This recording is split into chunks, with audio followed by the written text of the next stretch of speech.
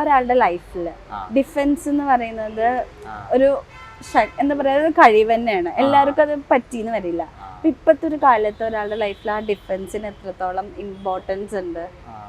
Martial arts എന്ന് പറഞ്ഞ martial arts മാത്രമല്ല, ഇപ്പോൾ എല്ലാവരും മൊബൈല്, പിന്നെ ടി വിയും സിനിമ, ഇതിൽ മാത്രം ഫോക്കസ് ചെയ്ത് പോകുന്നത്. പിന്നെ ഫുഡും മര്യാദക്ക് അത്രയും ഒരു നോർമൽ ലൈഫിൽ പോലെ ഇപ്പോൾ ഒന്നുമില്ല ആൾക്കാരല്ലേ.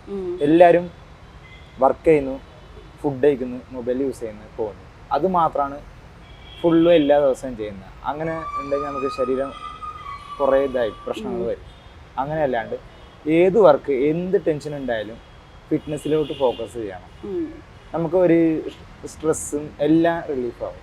നമ്മൾ മാർഷൽ ആർട്സ് മാത്രമല്ലാണ്ട് ജിമ്മിലും ഏത് ട്രെയിനിങ് ചെയ്താലും നമ്മൾ ക്ലീനായിട്ട് പ്രോപ്പറായിട്ട് എല്ലാ ദിവസവും മുടങ്ങാണ്ട് വന്ന് ക്ലാസ് ചെയ്യുക. ഒരു 1 hour ആയാലും 2 hours ആയാലും നിർത്താണ്ട് നീറ്റായിട്ട് ക്ലാസ് അറ്റൻഡ് ചെയ്യുക, പോവുക. അങ്ങനെ ബേസ് ചെയ്താൽ നമുക്ക് ലൈഫ് സ്മൂത്ത് ആയിട്ട് പോകാൻ പറ്റും. ഡിസിപ്ലിൻ ആയിട്ട് പോകാൻ പറ്റും. അതല്ലാണ്ട് ഇപ്പൊ നമ്മുടെ ഇപ്പൊ ഒരു വിമൻ, ഞാനൊരു പെങ്കൊച്ചാണ്, അപ്പൊ എനിക്കും ഒരുപാട് ഇഷ്യൂസ് നേരിടും, പ്രശ്നങ്ങൾ നേരിടും. അങ്ങനെ വരുമ്പോ ഈ ഡിഫൻസിന് ഭയങ്കര ഒരു ഇമ്പോർട്ടൻസ് ഇല്ലേ? അത് ഏറ്റവും നല്ല ക്വസ്റ്റ്യൻ ആണ്. മുയ് തായ് എന്ന് പറഞ്ഞാൽ അറ്റാക്ക് ചെയ്യുന്ന ഒരു ബെസ്റ്റ് സ്ട്രൈക്കിംഗ് സ്പോർട്ടാണ് മുയ് തായ്. മുയ് തായ് ആണ് വേൾഡിൽ ബെസ്റ്റ് സ്പോർട്ട്. അല്ല, അങ്ങനെ എന്നാൽ ബെസ്റ്റ് സ്പോർട്ട് കുറേ ഉണ്ട്. എൻ്റെ അറിവിൽ ഞാൻ പറയുന്നത് മുയ് തായ് ഒരു ബെസ്റ്റ് സ്പോർട്ടാണ്. എന്ന് വെച്ചാൽ പെട്ടെന്ന് ഒരു അറ്റാക്ക് ചെയ്യാൻ പറ്റുന്നത്, ഒരു അഗ്രസീവായിട്ട് അറ്റാക്ക് ചെയ്യാൻ പറ്റുന്നത്, ഒരു സെൽഫ് ഡിഫൻസിന് പറ്റിയ സ്പോർട്ടാണ് മുയ് തായ്. അപ്പൊ പെൺകുട്ടികൾക്ക് ബെസ്റ്റ് ഓപ്ഷനാണ് മുയ് തായ്. ഇപ്പൊ പഠിക്കാൻ വേണ്ടിട്ട് ഈ ഏജ് ലിമിറ്റ് ഉണ്ടോ? ഏജ് ലിമിറ്റ് അങ്ങനെ ഒന്നുമില്ല. തായ്ലൻഡിലൊക്കെ ചെറുപ്പം തൊട്ട്, ചെറിയ കൊച്ചു തൊട്ട് സ്റ്റാർട്ട് ചെയ്യുന്നതാണ് മുയ് തായ്. എല്ലാവരും അവരൊരു മൈൻഡാണ്.